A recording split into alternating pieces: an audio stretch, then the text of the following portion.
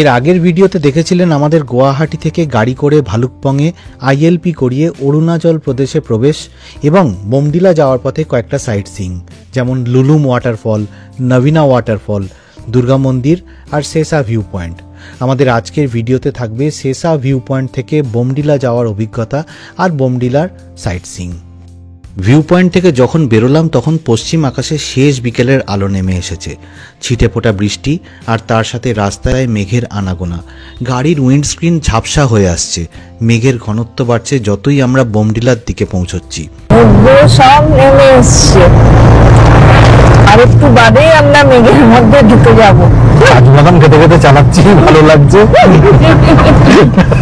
আশেপাশে কিচ্ছু দেখতে পাচ্ছি না, এত মেঘ হয়ে আছে। এখানটা আরো ঝাপসা হয়ে গেল, এখানটা দেখাই যাচ্ছে না। লাইট জ্বেলে আস্তে আস্তে, আমি হেডলাইট জ্বেলে নিয়েছি। হেডলাইট জ্বেলে আস্তে আস্তে এগোতে হবে, কারণ সামনের গাড়ি তাহলে দেখতে পাবে। এই একটা ফলস, ফলসটা যেতে যেতে দেখো। আর আমরা নামছি না।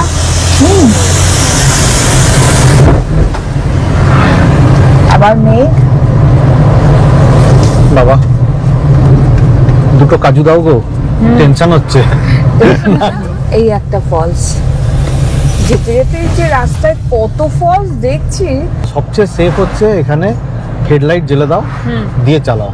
অনেকে হ্যাজার্ড লাইট জ্বালিয়েছে, কিন্তু আমার মনে হয় হেডলাইট ইজ সাফিসিয়েন্ট। আরেকটা ফলস ওপর দিয়ে, একে চারিদিকে ফলস। এই একটা ফলস।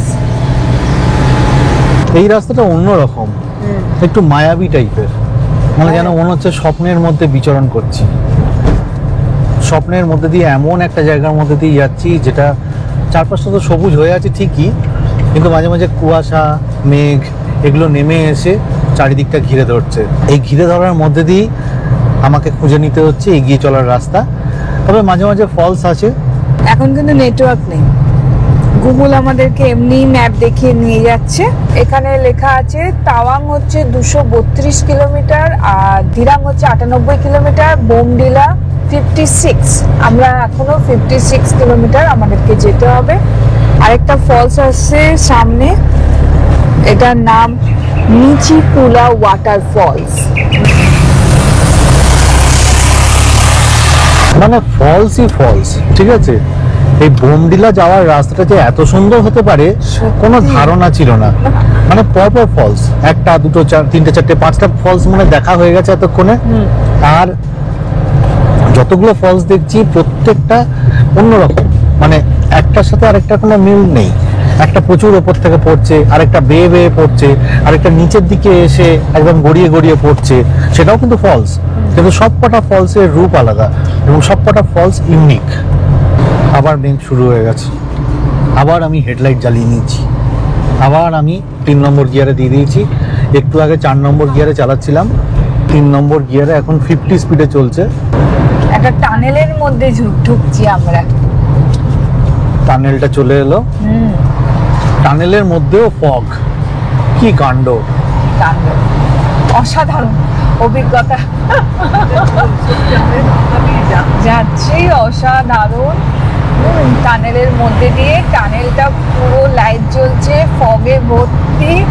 আমি আসার আগে অনেক ভিডিও দেখেছিলাম, সেগুলো দেখে ভাবছিলাম কবে এই জিনিসগুলো আমি ফিল করব। এই যে এবার টানেল থেকে আমরা বেরোচ্ছি, এই যে টানেল থেকে বেরিয়ে পড়লাম, ব্যাস সাধারণ। আমরা এখন মেঘালয়ে গেছিলাম, মেঘালয়, চেরাপুঞ্জি, আসাম, শিলং, এটা আমরা একটা ট্যুর করেছিলাম। তখন আমরা অনেক রকম ফলস দেখেছিলাম, কিন্তু এই ফলসগুলো একবারে আমরা সামনে দিয়ে যাচ্ছি। ওগুলো তো অনেক দূরে দূরে পাহাড়ের থেকে দেখেছিলাম, গাড়ি চালাতে চালাতে, ওখানেও আমরা গাড়ি নিয়েই গেছিলাম। কিন্তু এটা আরেকটা অন্যরকম অভিজ্ঞতা। অরুণাচলের অভিজ্ঞতা একবারই অন্যরকম এখনো পর্যন্ত। এখানে ফলসের ফ্রিকোয়েন্সি অনেক বেশি, তো ওখানে ফলস গুলো অনেক বড় বড় ছিল, যেগুলো দেখার জন্য ওগুলো একটা স্পট, মানে ইউনিক স্পট, যেখানে লোকে ভিজিট করতো, কিছুক্ষণ বসতো, সময় কাটাতো। এখানে তো একদম সামনাসামনি ফলস, রাস্তায় যেতে যেতে ফলস দেখতে পাচ্ছি, এত ফ্রিকোয়েন্ট ফলস। এই যে পাহাড়ের এই জায়গাটা হচ্ছে ভঙ্গুর, মানে ধসপ্রবণ এরিয়া, তো সেই জন্য পাহাড়ের ওপরে একটা অদ্ভুত টাইপের সিস্টেম করে এমনভাবে ঢেকে দেওয়া হয়েছে যাতে পাহাড়ের ওপর থেকে পাথরগুলো গড়িয়ে না পড়ে। তো এটাও একটু লোহার একটা চাদর বিছিয়ে দেয়, আর ভেতর দিকে কিছু একটা মেটেরিয়াল থাকে, সেটা আমি জানি না, কেউ জানলে নিশ্চয়ই বলবেন আমাকে। কিন্তু এটাই সিস্টেম, যে সমস্ত জায়গাগুলো ধসপ্রবণ এরিয়া সেই জায়গাগুলো থেকে বাঁচবার জন্যে এই সিস্টেমটা করা হয়। আর সেটাও দেখতে পাবেন রাস্তা একটু খারাপ, ধসপ্রবণ এরিয়া মানেই রাস্তা একটু খারাপ হবে। করছি আমরা এখন হ্যাঙ্গিং ব্রিজে চলে এসেছি। এটা উইক ব্রিজ, তো 10খানা মানুষ অ্যাট এ টাইম চড়তে পারে, এই যে এখানে লেখা আছে। আমরা একদম ব্রিজের মাঝখানে। বেশ ভয় লাগছে না? ব্রিজটা রীতিমতো এরকম এরকম কম্পমান পড়ে না যায়, আসলে ওপাশ থেকে লোক আসছে তো সেই জন্য ব্রিজটা একটু কাঁপছে। এখন মনে হচ্ছে যখন ব্রিজটা পেছন দিকে যাচ্ছে, আমরা এগোচ্ছি না। ভালো মতো দুলছে রে, ব্রিজটা যদি ভেঙে পড়ে না পুরো ভর্তা হয়ে যাবে আমাদের। কোথায় যাই রাস্তাটা? কোথাও না, গ্রামের দিকে যায়। এই ব্রিজটা আর কিছুই না, লোকালয় যারা লোকাল আছে তাদের ইউজের জন্য ওরা এদিক দিয়ে গ্রামের মধ্যে দিয়ে চলে যায়। একটু আগে একটা হ্যাঙ্গিং ব্রিজ ছিল যেটা আপনাদের ভিডিওতে দেখালাম, তো এই হ্যাঙ্গিং ব্রিজের পাশেই একটা খাবারের দোকান ছিল, রেস্টুরেন্ট টাইপের ছিল। তো সেখানে ভেজ মোমো খেলাম। মোমো না খেলে পাহাড়ে আসাটা অসম্পূর্ণ। তারপর আমরা ম্যাগি খেলাম, ম্যাগিও না খেলে পাহাড়ে আসাটা অসম্পূর্ণ। তো দুটো জিনিসই আমরা খেলাম। খেয়ে দিয়ে মোটামুটি দুপুরের যে লাঞ্চটা সেটাই মোমো আর ম্যাগি খেয়েই হয়ে গেল। তো এবার আমরা আস্তে আস্তে বোমডিলার দিকে যাচ্ছি। বোমডিলা এখান থেকে রাফলি 1 ঘন্টার মতো লাগবে বলছে। তবে তার আগে হয়তো যদি কোনো দেখার জায়গা পড়ে, সাইট সিইং পড়ে, যেমন কেভিন ওয়াটারফলস বলে একটা কিছু দেখাচ্ছে, সেটাও দেখে নিতে পারি। আর যদি কোনো সিনিক বিউটি কিছু থাকে রাস্তায় দেখার মতো, সেটাও আমরা দাঁড়িয়ে দেখে নেব। এখানে নাগ মন্দির আছে, নিচে দিয়ে একটা নদী যাচ্ছে, তো সেই নদীটার নাম হচ্ছে টেঙ্গা রিভার বা টেনগা রিভার, যাই বলুন না কেন। একটু আগে আমরা কামেং নদী পেলাম, এখন আমরা টেঙ্গা রিভার পেয়েছি বা টেঙ্গা নদী পেয়েছি। আমরা এখন চলে এসেছি টেঙ্গা শপে। তো টেঙ্গা শপে অনেক ছোটোখাটো জিনিস পাওয়া যায় কিনতে। এখানে একটা দোকান আছে, সেই দোকানে মোমেন্টো পাওয়া যায়, মিলিটারিদের জায়গা। আর এখানে কাজের জিনিসও পাওয়া যায়। তো আমাদের বাড়ি থেকে যে ফ্লাস্কটা এনেছিলাম সেই ফ্লাস্কে জল গরম থাকছে না, তো ওই জন্য একটা ফ্লাস্ক কিনে নিয়েছি।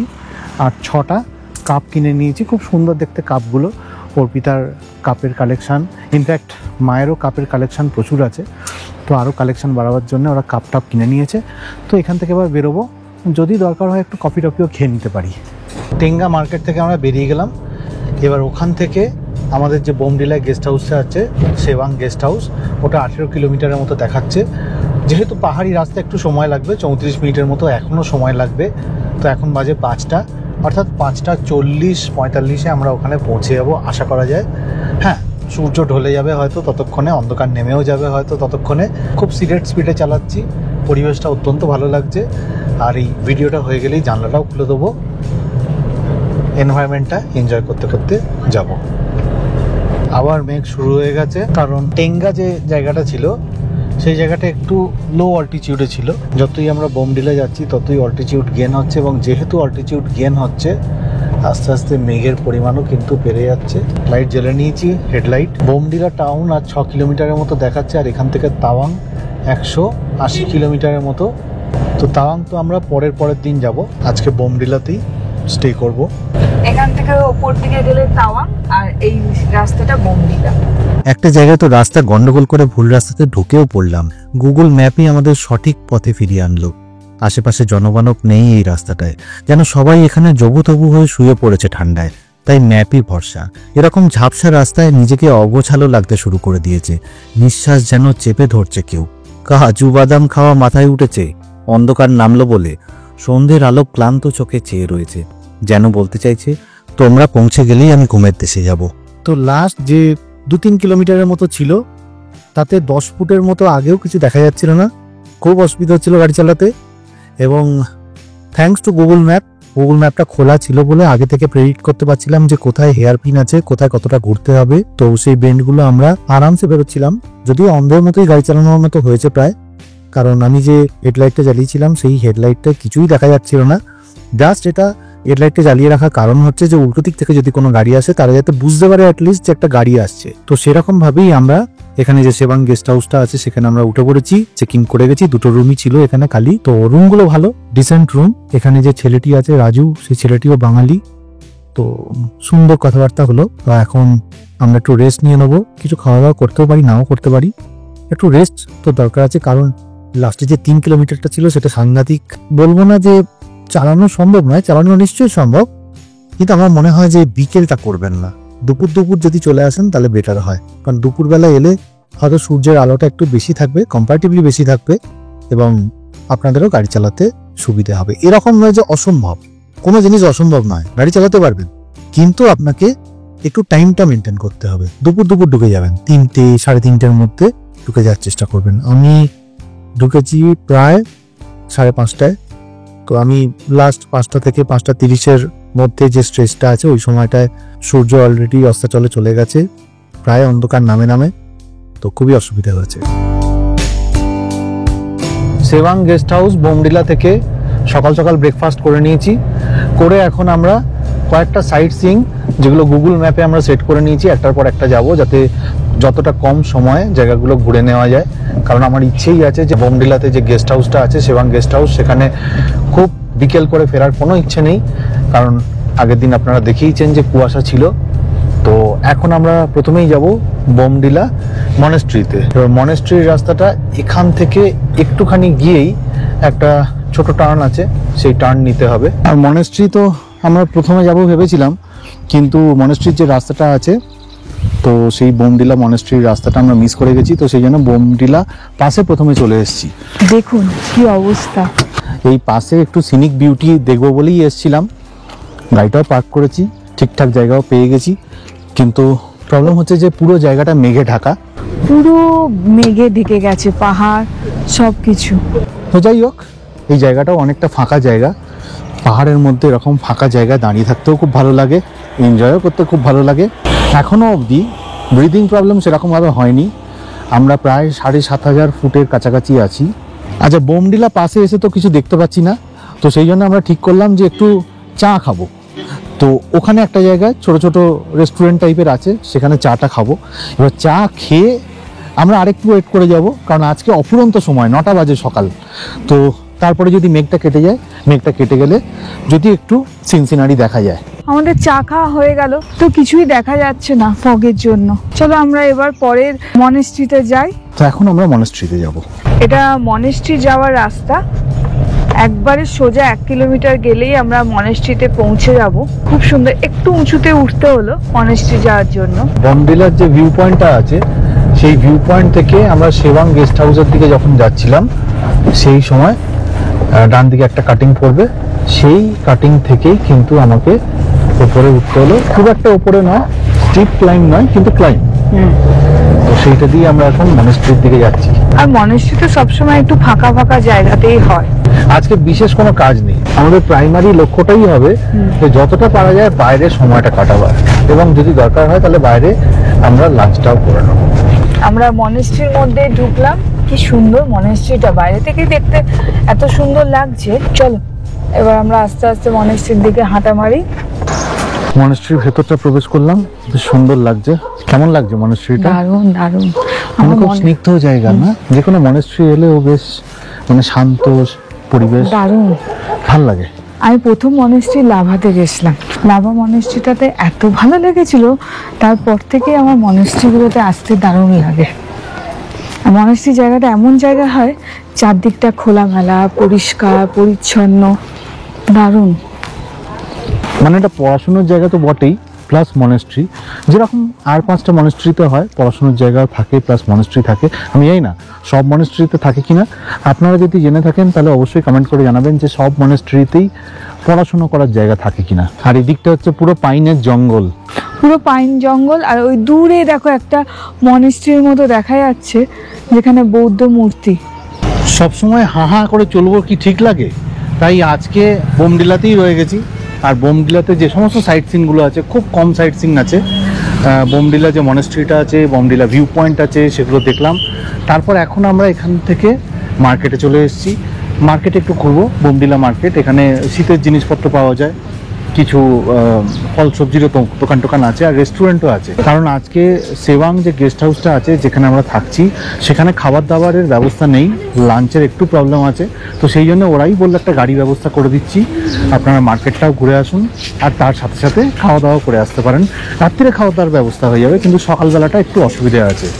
এরকম নয় যে ব্যবস্থা করতে পারবে না, ব্যবস্থা করতে পারতো, কিন্তু একটু অসুবিধা হতো। তো সেই জন্য আমরা আজকে চলে এলাম বোমডিলা বাজারে, যেখানে অনেক কিছু জিনিস দেখার আছে। এখানে একটা কি বলে এটাকে, সোভেনিয়ার শপও আছে, যেখান থেকে লোকে কিছু কেনাকাটা করতে পারে। তো আমরা সেই সোভেনিয়ার শপেই এখন যাচ্ছি।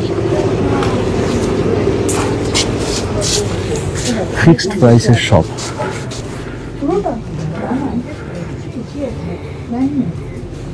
এটাকে মিঠুন বলে। আর এইভাবেই বোমডিলার সাইট সিইং আমরা শেষ করলাম কেনাকাটা করে আর কয়েকটা আশেপাশের লোকেশন ঘুরে। এর পরের ভিডিওতে থাকবে আমাদের বোমডিলা থেকে তাওয়াং যাওয়ার জার্নি আর যাওয়ার পথে সাইট সিইং।